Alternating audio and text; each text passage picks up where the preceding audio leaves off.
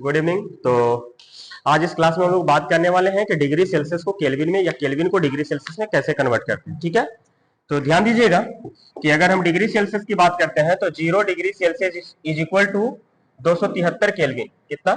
273 kelvin होता है।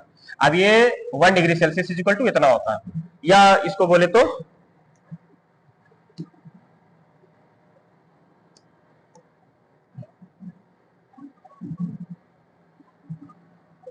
ठीक है, यानी कि 0 degree Celsius is equal to 273 kelvin. और डिग्री सेल्सियस और केल्विन में क्या डिफरेंस है, तो ध्यान दीजिएगा कि केल्विन जो है बाबू वो है एसआ यूनिट। क्या है? एसआ यूनिट। और डिग्री सेल्सियस जो है, ये जो डिग्री सेल्सियस है वो है आपका सीजीएस यूनिट। क्या है? CGS unit. और दोनों किसका यूनिट है? टेम्परेचर का। दोनों किसका? टेम्परेचर का। दोनों टेम्परेचर का यूनिट है। और टेम्परेचर का ऐसा यूनिट बोले तो केल्विन होता है, और टेम्परेचर का सीजीएस यूनिट बोले तो डिग्री सेल्सियस होता है। लेकिन आज इस क्लास में हम लोग बात करने वाले कि डिग्री सेल्सियस को केल्विन में किस प्रकार से कन्वर्ट करते हैं। ध्यान दीजिएगा, हम बोले 0 degree Celsius is equal to 273 kelvin.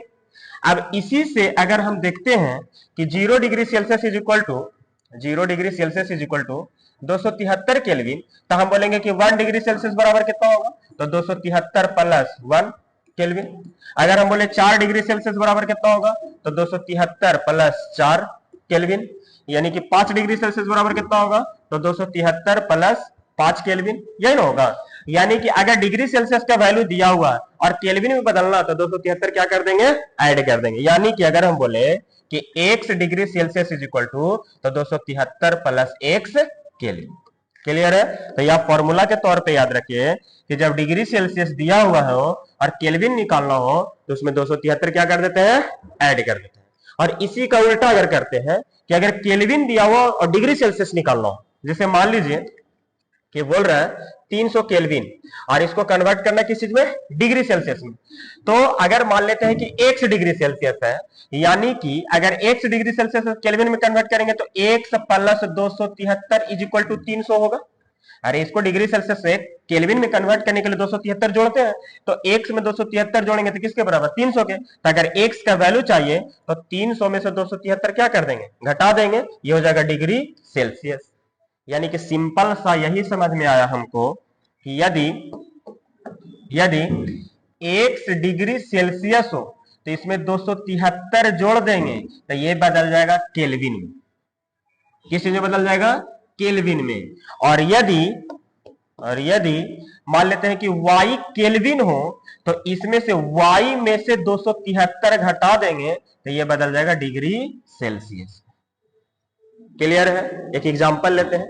जैसे कि मान लीजिए दिया है आपको 27 डिग्री सेल्सियस बराबर कितना केल्विन। क्या बोले हम? डिग्री सेल्सियस दिया तो इसमें क्या ऐड कर देंगे? 273 ऐड करेंगे।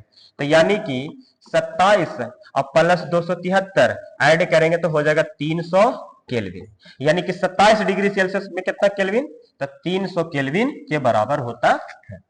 अब इसी को अगर मान लीजिए कि केल्विन में दिया हुआ और डिग्री सेल्सियस में आपसे पूछ रहा है, तो दूसरा क्वेश्चन देखते हैं। मान लिया कि 473 केल्विन, 473 केल्विन, और ये आपको बोला है कि डिग्री सेल्सियस में इसका वैल्यू कितना होगा। तो अगर केल्विन में दिया हुआ तो इसमें से 273 क्या कर देंगे? हम घटा देंगे। तो अगर मान लीजिए कि इसमें से 273 घटाते हैं तो 473 माइनस 273 घटाएंगे तो कितना बचेगा? 200, यानी कि 200 डिग्री सेल्सियस। क्लियर है?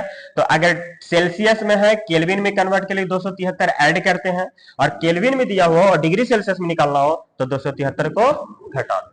ठीक है, चलिए, थैंक यू।